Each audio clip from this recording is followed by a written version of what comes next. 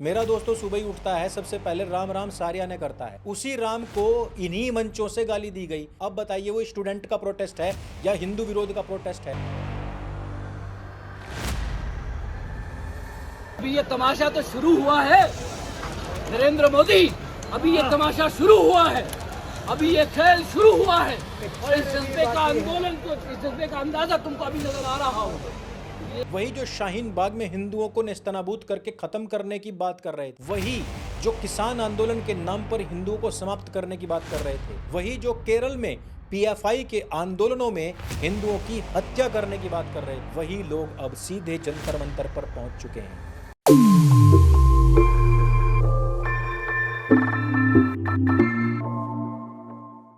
देखो 8 साल से सत्य सनातन हक की बात करता है, सत्य की बात करता है और उसका किसी से कोई लेना देना नहीं। मैं मानता हूं कि धृतराष्ट्र बन चुके हैं मोदी और उनको बहुत पहले ही ये इस्तीफा करवा देना चाहिए। लेकिन हम लोग ये बात क्यों भूल रहे हैं? 12 मई को परीक्षा रद्द कर दी जाती है, 21 जून को परीक्षा दोबारा से करवाई जाती है और आज की तारीख में 16 जुलाई 2026 रिजल्ट आता है और बच्चे झूम रहे हैं और इस बार कहीं पर कोई पेपर लीक नहीं हुआ है। कुछ लोग मुझे कह रहे हैं कि आपके परम मित्र जो हैं उन्होंने नरेंद्र मोदी जी के साथ का वीडियो जो था वो डिलीट कर दिया है, कोई कह रहा है पिन से हटा दिया है, कोई कह रहा है कि देखिए वो भी नीट पर बोल रहे हैं, आप नहीं बोल रहे हैं। तो यार देखो, मेरा दोस्त ना इस समय पर रशिया में है, एमएमए की तैयारी कर रहा है। उसके पास में तुम्हारे जितना फ्री टाइम नहीं है कि वो सारे के सारे जो सोशल मीडिया पर काम चल रहे हैं ना तुम्हारे, वो सारों को फॉलो कर सके या देख सके। उसको लगा है कि स्टूडेंट्स का दर्द है, उसने समझते हुए अपना एक वीडियो बना दिया है। राम भी सारा ने तो भाई आप सब नहीं बेरा होगा, देश में क्या मुद्दा चल रहा है, स्टूडेंट प्रोटेस्ट हो रहा है और कल जो उसने मोड़ लिया वो बहुत ज्यादा गलत हो गया भाई। वो किसकी तरफ तक क्या गलती हुई उस चीज में हम नहीं जाते भाई, पर जो भी कुछ हुआ, जिनके भी चोट लगी वो सब गलत था भाई। जब एक शांतिपूर्वक चल रहा था सब कुछ तो नहीं चलना चाहिए था, क्योंकि स्टूडेंट प्रोटेस्ट भाई हक की लड़ाई थी, कोई भी ऐसा पॉलिटिकल एजेंडा ना था। बहुत सारे लोगों ने बहुत सारी चीजें ट्राई करी, पर स्टूडेंट की जो चीज है ना भाई, उसने मैं आज भी सपोर्ट करूँ, मैं पहले भी सपोर्ट करूँ था। नीट के जो पेपर थी, जो प्रोटेस्ट था भाई, वो बिल्कुल सही है, आज भी सही है, वो आगे भी सही रहेगा। और भाई मैं इतनी वीडियो नहीं बना पाया था क्योंकि मैं इस टाइम पे रशिया में ट्रेनिंग करना करूँ, आने वाले 10 दिन में मेरी फाइट है। परंतु भाई को यह भी नहीं पता होगा कि पेपर हो चुके हैं, रिजल्ट आ चुके हैं, लोग जश्न मना रहे हैं और इस बार कोई कमी नहीं है। आप मुझे बताइए कि किसी के कार्यकाल में कोई गलती हुई है और वो सुधारने के लिए बैठ जाए कि भाई मैं ही सुधार करके दूंगा, और उसने सुधार करके दे दिया, तो समस्या कहां पर थी? किसी के कार्यकाल में पाप हुआ है और उस पाप के विषय में उसे पता लग जाए तो उसको पाप धोने के लिए कम से कम एक मौका तो मिलना ही चाहिए। लोग कह सकते हैं कि उसके कार्यकाल में ही 93 पेपर लीक हुए हैं, 94 पेपर लीक हुए हैं, तो इसी कारण से तो हम भी कह रहे हैं कि धृतराष्ट्र मोदी को पहले ही इस्तीफा ले लेना चाहिए था। लेकिन इस्तीफा राजनीतिक दबाव में नहीं, छात्रों के लिए लिया जा सकता था और छात्र ही जंतर मंतर छोड़कर पहले ही अपने एग्जाम की तैयारी के लिए जा चुके थे। इस समय पर जंतर मंतर पर वही लोग टिके हुए हैं जिन्होंने पहले तलवारें सिंगू बॉर्डर पर निकाली थी और बेअदबी के नाम पर एक दलित की निर्ममता के साथ में हत्या कर दी थी। वही लोग जंतर मंतर पर पहुंच चुके हैं जिनको पहले गाजीपुर बॉर्डर पर रोक लिया गया था। वही लोग जंतर मंतर पर अब देश का नेपाल बनाने की घोषणा कर रहे हैं। वही लोग संसद में आग लगाने का प्रयास कर रहे हैं जो कह रहे हैं कि अब इसको बांग्लादेश बना देंगे। संसद भवन उखाड़ दिया जाएगा, संसद भवन उखाड़ दिया जाएगा और इस्तीफा नहीं मिला तो उखाड़ दिया जाएगा, सब उखाड़ दिया जाएगा, सब कर दिया जाएगा, नेपाल बना दिया जाएगा, नेपाल नेपाल। अब मुझे बताइए सपोर्ट करके करोगे क्या? मेरा दोस्तों सुबह ही उठता है, सबसे पहले राम राम सारियाने करता है। उसी राम को इन्हीं मंचों से गाली दी गई। अब बताइए वो स्टूडेंट का प्रोटेस्ट है या हिंदू विरोध का प्रोटेस्ट है? इससे पहले शाहीन बाग में भी प्रोटेस्ट हुआ था, उस प्रोटेस्ट में भी हिंदुओं की कब्र खोदने की बात कही गई थी। अब मुझे बताइए कि वो किस कॉज के लिए प्रोटेस्ट था? इसके बाद में दिल्ली के बॉर्डर्स पर भी किसानों का आंदोलन हुआ था और उस किसानों के आंदोलन में भी हिंदुओं को उखाड़कर फेंक देने, यहां से इनको यूरेशिया भेज देने, राम मंदिर के विरोध में वहां से भी नारेबाजी हुई थी। अब मुझे बताओ कि जब मेरा दोस्त लगा हुआ ही एमएमए की तैयारी में है तो उसको पता ही नहीं है कि उसके राम का कितना अपमान जंतर मंतर के मंचों से हो चुका है। तुम्हें बताऊं, एक वीडियो देख लो, तुमने क्या कहा इस बंदी ने। But it's just Modi loves to do Jai Shri Ram in every, political agendas और उसकी जय श्री राम पे ही चल रहे हैं। तो I don't think so कि anybody wanted to bring, भगवान राम मंदिर और whatever the fuck इस भगवान राम मंदिर और whatever the fuck इसमें। सुन लिया, राम मंदिर फक whatever that is, इस तरीके के शब्दों का प्रयोग हो रहा है। पूछा जा रहा है कि अगर इनकी ये भारत माता है तो इनका बाप कौन है? बेचारों ने ये तो कह दिया कि भारत हमारी माता है, पर ये बाप ढूंढ रहे हैं। अब ये बाप ढूंढ रहे हैं,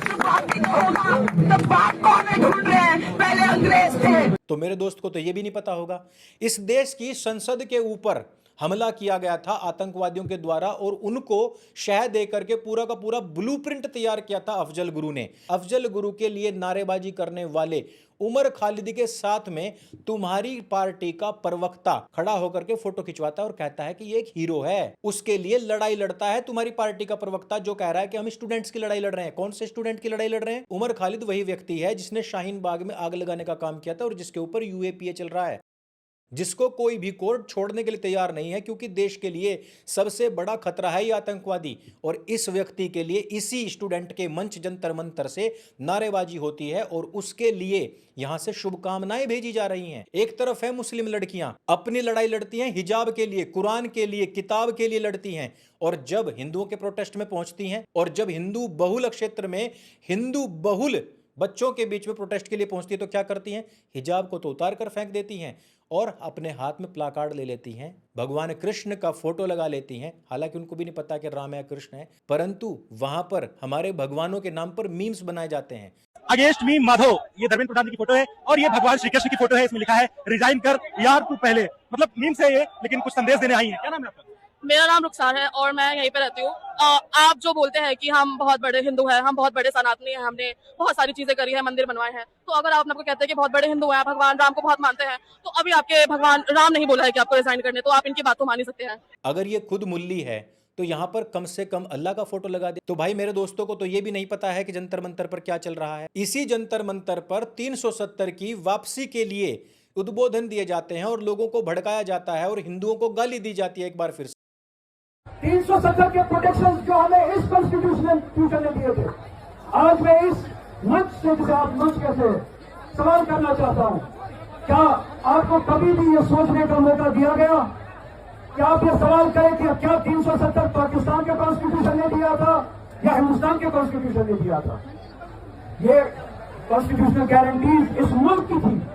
कश्मीर जब कॉन्स्टिट्यूशनल गारंटीज की बात करता है, अपने मुल्क की कॉन्स्टिट्यूशनल गारंटीज की बात करता है। मेरे दोस्तों को तो यह भी नहीं पता है कि संसद के ऊपर हमला किया जाने वाला था, जिसके लिए वहां पर मुसलमान और निहंग तलवार लेकर के ऑलरेडी तैयार खड़े थे। और उससे भी बड़ी बात यह है कि संसद तक भी बैरिकेड्स तक स्टूडेंट्स पहुंच चुके थे, वहां पर भी किसी के ऊपर कोई लाठीचार्ज, कोई गासू गैस का गोला, कोई पिटाई नहीं हुई थी। उसके बाद में चश्मदीद को सुन लीजिए, बता रहा है कि समाजवादी पार्टी के लोगों ने किस प्रकार से इस शांतिपूर्ण चल रहे आंदोलन को आग में झोंका है और संसद में घुस करके उपद्रव मचाने का पूरा प्लान था।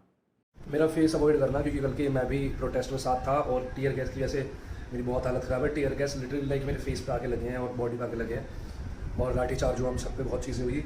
बट मैं एक चीज़ बताना चाहूँगा जो मैंने एज एन आर्टिस्ट वहाँ पे एनालाइज करा, समाजवादी पार्टी बहुत ख़राब है। लिटरली मैं तुमको इस सच बता रहा हूँ, अपने आंखों से देखा सच। मुझे नहीं पता लोगों ने वहाँ ये देखा नहीं देखा। भाई 12 बजे तक सब कुछ अच्छा था, हम पार्लियामेंट तक पहुँच गए थे। पार्लियामेंट का जो मेन वहाँ पे वो स्टेशन है पुलिस, वहाँ पे हम सब खड़े थे और सब शांति से हो रहा था, बहुत शांति से हो रहा था, हर चीज़ शांति से हो रही थी। पर मैंने अचानक से देखा समाज पार्टी आती है और वो जनता को आधा आधा डिवाइड करके ले जाती है, इधर से और उधर से। और जैसे ही डिवाइड होता है उसके 20 मिनट बाद दंगे फसाद हो जाते हैं चालू। देखो यार, हम सोशल मीडिया पर रहते हैं, हम ना 2014 से पहले से सड़कों पर रहे हैं, हम बड़े बड़े आंदोलनों के हिस्सा रहे हैं। हम लोगों को पता है कि आंदोलन किस प्रकार से हाईजैक होता है, हम लोगों को पता है कि किस प्रकार से नाम किसी और का लिया जाता है लेकिन काम कोई और करता है। हम लोगों को पता है कि अब से पहले इन्होंने करोड़ों नहीं अरबों रुपए खर्च कर लिए हैं, लाखों लोगों की भीड़ लगा ली है, पर ये जंतर मंतर नहीं पहुंच पाए थे। इस बार जंतर मंतर पहुंचने का इन्होंने तरीका दूसरा चुना है। अब करूंगा सबसे बड़े मुद्दे की बात। क्या पेपर लीक किसी नेता ने किया है? सबका जवाब है नहीं। सुप्रीम कोर्ट तक भी पहुंच जाओगे, किसी से भी तुम जानकारी निकाल लोगे तो तुम्हें यही बात पता लगेगी कि किसी नेता ने नहीं, बल्कि उन लोगों ने पेपर लीक किया है जिनको प्रूफ रीडिंग के लिए, जिनको उसके अनुवाद के लिए और जिनको उसको बनाने के लिए लगाया गया था। पेपर लीक होता क्यों है? डिमांड एंड सप्लाई के कारण से। डिमांड कहां से पैदा होती है? नरेंद्र मोदी को नीट का पेपर देना है या फिर धर्मेंद्र प्रधान को नीट का पेपर देना है? नीट का पेपर देना है तुम्हारे बच्चों को। किसके ऊपर प्रेशर है पेपर पास करने का? तुम्हारे बच्चों के। ये प्रेशर बनाया किसने है?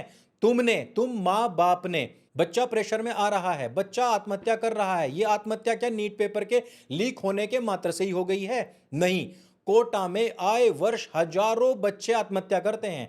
नीट का पेपर लीक भी नहीं होता तब भी बच्चे आत्महत्या करते हैं। मैं ये नहीं कह रहा हूं कि 21 बच्चे जो मरे हैं नीट का पेपर लीक होने के बाद में, उसके ऊपर मैं किसी प्रकार से लीपापोती करना चाहता हूं, परंतु केवल 21 की ही जान महत्वपूर्ण नहीं, उन सभी हजारों लाखों बच्चों की जान भी महत्वपूर्ण है जो तुम मां बाप के प्रेशर की वजह से मरते हैं। तुमने कौन सा प्रेशर कम कर रखा है?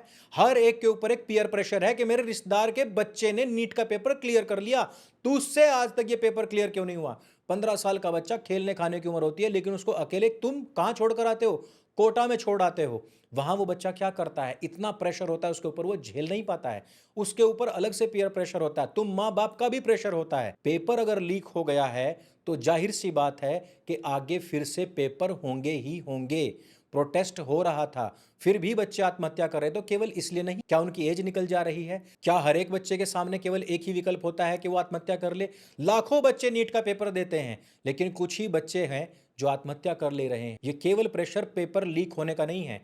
यदि री एग्जाम हो रहा है तो बच्चे को लगेगा कि चलो ठीक है, थोड़ा टाइम और मिलेगा, हम एग्जाम दे लेंगे। और ये चीज केवल मैं नहीं कह रहा हूं, ऐसा बहुत सारे बच्चों ने कहा जिन्होंने विश्वास रखा और उन्होंने फिर से एग्जाम दिया और वो अच्छे मार्क्स से पास भी हुए हैं और जश्न के वीडियोस हमारे सामने आ भी रहे हैं। कौन है वो जो पेपर लीक कर रहा है? कौन है वो जो डिमांड पैदा कर रहा है? डिमांड पैदा कर रहे हैं स्टूडेंट, डिमांड पैदा करता है उसका बाप, डिमांड पैदा करती है उसकी मां, डिमांड पैदा करता है पीयर प्रेशर, डिमांड पैदा करता है समाज कि अगर हमें आज पेपर मिल जाए तो हम इसको रट लेंगे और तुरंत पास हो जाएंगे और कहीं ना कहीं हमारी नौकरी लग जाएगी। ईमानदारी यदि समाज में नहीं है, धर्म के प्रति निष्ठा क्या होती है पता है तुम्हें? तुम्हारे सिविक साइंस का खुलासा यदि मैं करने लग जाऊं ना तो अभी तुम्हारी पोल खुल जाएगी। तुम मंदिर जाते हो, कूड़ा करकट कहां फेंक कर आते हो? अमरनाथ से लेकर के केदारनाथ से लेकर के अयोध्या हो, काशी हो, मथुरा हो, हरिद्वार हो, ऋषिकेश हो, देहरादून हो, कहीं पर भी तुम चले जाओ, जितने धार्मिक स्थान है वहां पर तुम दर्शन लाभ और मन्नतवाद के अलावा क्या करते हो? केवल कूड़ा करकट फैलाते हो। सारी धर्म नगरियों को गंदा किसने किया है? मनुष्य ने तो किया है। लेकिन इन सब से बचने का एक ही उपाय होता है, वो उपाय होता है कि सारा का सारा इल्जाम दूसरों पर रख दो, अपनी जिम्मेदारी कुछ मत समझो। हिंदुस्तान की सबसे बड़ी गलती है कि हम अधिकार याद रखते हैं कि हमारा अधिकार है, फ्रीडम ऑफ स्पीच हमारा अधिकार है, हम कहीं पर भी खड़े होकर के मूत सकते हैं, हमारा अधिकार है, परंतु इनको कर्तव्य याद नहीं रहता। कर्तव्य था कि हम अपने बच्चों को कर्तव्य निष्ठा के साथ में, कर्तव्य परायणता के साथ में शिक्षा लेने के लिए प्रेरित करें। उनको कभी भी ये ना बताएं, ना जताएं कि हम तुम्हारे लिए काम कर देंगे। पेपर बनाने वाले लोग अपने बच्चों के लिए पेपर लीक कर रहे थे, उन्होंने ही आगे 5-6 लाख रुपए देकर के पेपर लीक करवा दिया और पूरे हिंदुस्तान के अंदर ये फैल जाता है। मैं फिर से पूछना चाहता हूं, पेपर लीक किसके कारण से होता है? पेपर लीक उन माँ बाप और उस समाज के कारण से होता है जो शॉर्टकट चाहते हैं।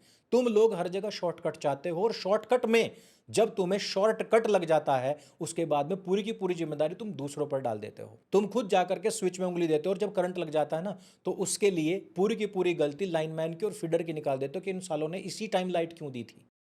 मैं फिर से कहता हूं, नरेंद्र मोदी धृतराष्ट्र हो चुके हैं धर्मेंद्र प्रधान के प्यार में, धर्मेंद्र प्रधान की ममता में।